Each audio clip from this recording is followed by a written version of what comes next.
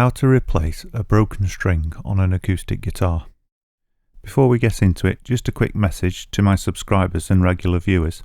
This is the last video with this guitar and we'll be moving back into the guitar lessons soon. I've just got to do a new channel intro and we'll be back into the guitar lessons. So let's get on with this. This tutorial is aimed at absolute beginners and it's aimed at a specific type of guitar. We'll be changing the strings on a steel strung guitar with pegs. If your guitar has got nylon strings or they feel sort of plasticky, then I've left a link in the description below to show you how to restring one of those. Right, this is the guitar we're going to repair the strings of, and obviously it's got all its strings. So the first thing I'll do is create the scenario where a string's got broken. To fix this broken string, the first thing we need to do is get hold of a new string to replace the old one.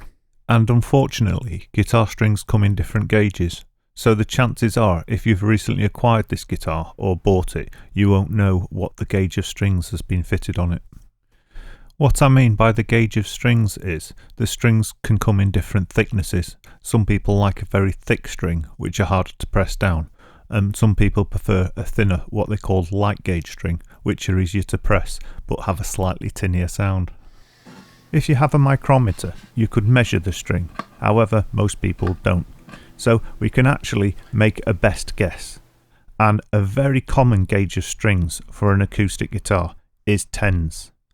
And here's a list of the gauge of the strings in a pack of 10s. So what you need to do at this point is pause the video, look at these different sizes of strings and write down which one is broken and which one you need to replace, and then you can buy them on the internet or at your local music shop. If your guitar or your strings are more than a few months old, then it might be worth you changing the complete set of strings if you can afford it. We will do that in this video as well. Replacing all the strings could also avoid the scenario whereby your replacement string is a lot different to the rest of the strings. If this happened, the guitar would be playable, but it's not a good thing to get used to. On this particular guitar, I'll be replacing it with a Jumbo King set of super lights, which are 9 gauge on the top E string, and that's because I know this is what's already on the guitar. Right, once you've got your replacement string, you need to remove the old string from the guitar. The first thing to do then is unwind it from the headstock and remove it.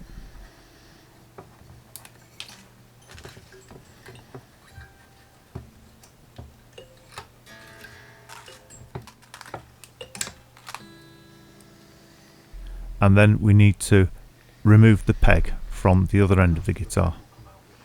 Sometimes the peg will come out with bare hands, but sometimes it needs a tool. And you can get special tools for actually removing the pegs. But if you haven't got one of these, you could just use a pair of pliers or even a pair of wire cutters, just as long as you use them carefully. Once you've removed the peg, the string should just be able to pull out, maybe with a little bit of a jiggle. However, if there's not enough string to pull it out, then just let it drop to the inside of the guitar, and then you can get it out of the hole. Just rattle the guitar a few times and it should fall out. Once you've removed the string, you can start putting the new one on. And the first thing you need to do, once you've got it out of the packet, is bend it at the ball just very slightly. And there's a good reason for this. If the string was to sit on the end of the peg, that's the ball bit, and you tune it up, the pressure will go onto the peg and it could fire out and take somebody's eye out. So by bending it slightly, you ensure that the peg will go down the side of the string, or the string will go down the side of the peg, and that way it'll actually hold the peg in place more sturdily and it definitely won't try to fire it out at you. So once you've bent that ball slightly, push the peg in, making sure that the string goes down the little groove in the peg, and then take up some of the pressure. Now we want to thread this through to the other end of the guitar. At this end of the guitar, we want the string to go through the nut groove and through the little hole at the end of the machine head in the ferrule. You might need to line up the hole first to make this job a little simpler. At the headstock end of the guitar, there's just one thing I need to point out that's not completely obvious, and that's that you do need to wind the strings on in the right direction.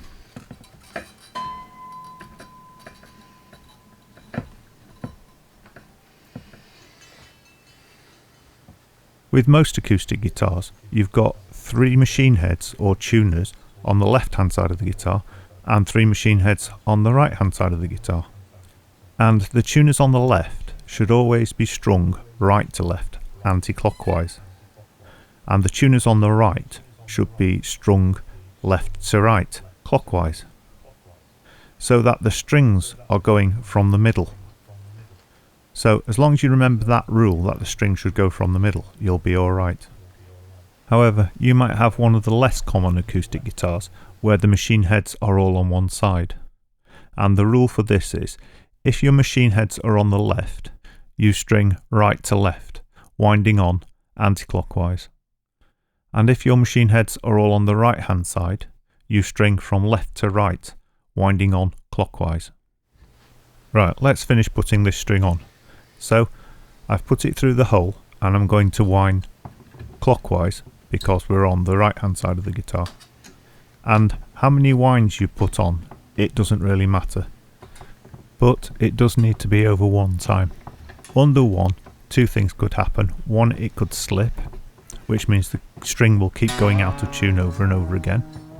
Or 2, it could break because you put a lot of pressure onto the sharp edge where the string goes through the hole. So I tend to put a couple of winds on at least, but I know other guitarists who put 4 or 5 winds on. So this is very much a personal thing. Another thing I'd recommend, especially if this is the first time you've put a string on, is to not cut the excess down right to the bass. If your string slips a little, it'll come off the machine head and you won't be able to put it back on again. So I would leave at least 1 inch to allow for slippage, and then when it's stopped slipping and the string has settled in a week or so's time, then you can cut it right down. Right, this string is done and it's in tune and the guitar's ready to play again. Right, I'll do that whole process again so you can remember exactly what I've done. So the first thing I need to do is, whoops, I've broken the top E string. To replace the string, remove all the old string.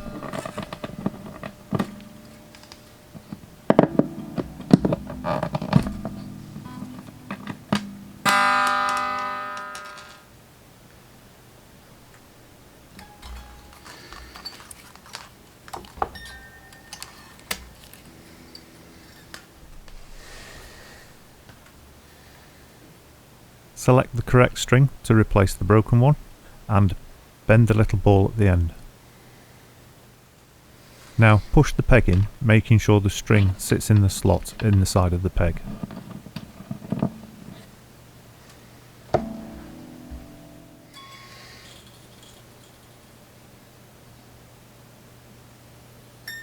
Now bring the string up to the headstock end of the guitar and thread it through the hole in the machine head.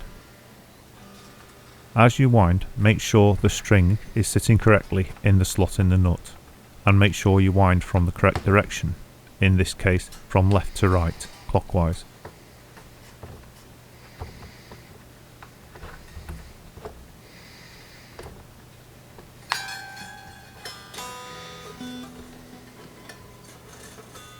Something I didn't mention before, but initially just wind on the string to take up the tension.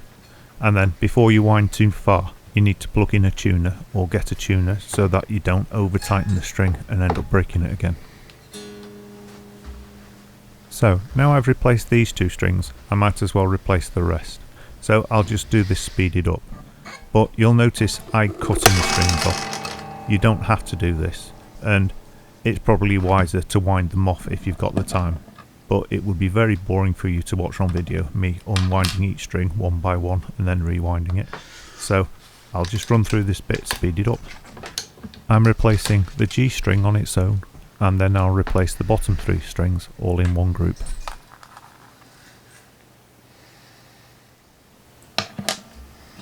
Exactly as we did earlier, bend the string and push it in and line it up with the slot on the peg, and then pull the string across to the top end of the guitar. Now thread the string through the hole and wind it on.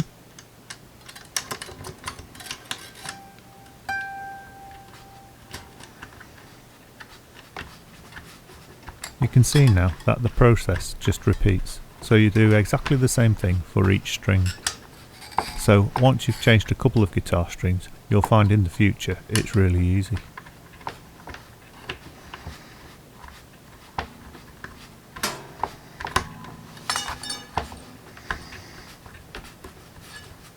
Keep your eye on the nut because the strings do flip out again, so if you tighten them up too far you'll find they're in the wrong groove and you have to loosen everything off to get them back into the correct one.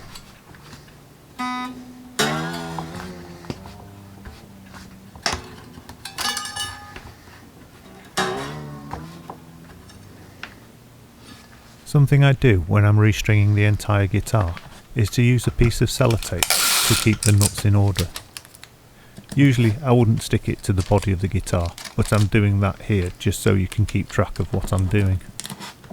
And the reason I do this is sometimes I've found, especially with other people's guitars, that the nuts have been sanded down individually and they'll only fit neatly in one particular hole. So if you get them out of order, they don't fit in so well. By doing this, I can keep track of the nuts and put them back in the correct order.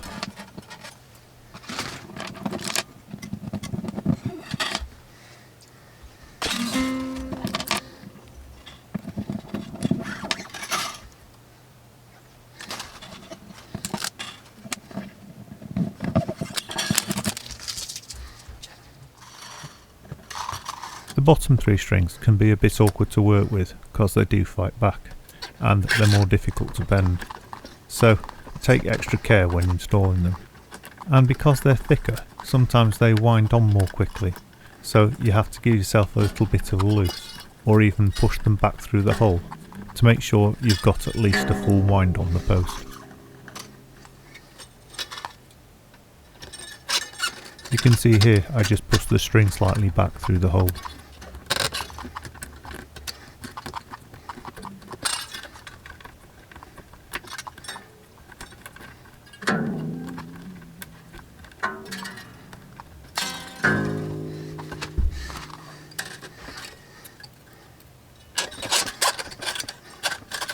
If you prefer, you can actually cut each string as you do it, cut it to about 1 inch to 2 inches, or you can leave it to the end. In this case, just because I'm filming it and I don't have to keep picking up wire cutters, I'll leave them all to the end and then I'll trim them shorter. Did you see my deliberate mistake there? Before, when I was winding it, it flicked over and I didn't notice it, so I ended up winding it on the wrong way. So I'm now going to unwind it and wind it back on the correct way.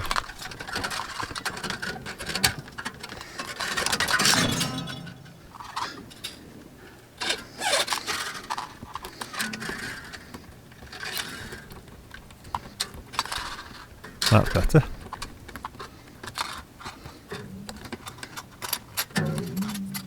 So now I'll tidy up the job a bit by cutting off some of that excess string. It's important to gather up all your bits of string and keep them somewhere safe so you can get rid of them safely, because they can be quite dangerous, especially if you've got kids or animals. Now I've finished the restring, I just need to tune up the guitar. However, don't worry if it keeps slipping out of tune, or if it's going out of tune quickly for the first couple of days. The new strings have to stretch and settle in, so this might take up to a week, and then you'll find they'll stay in tune.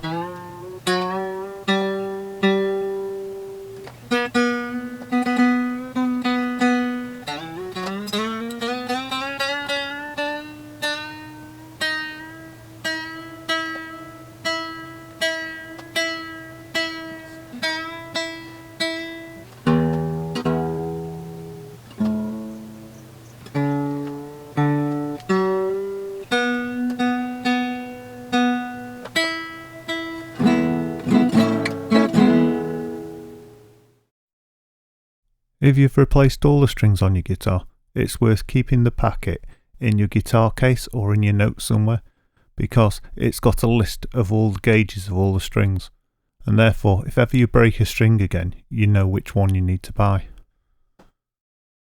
And here's what the new strings sound like.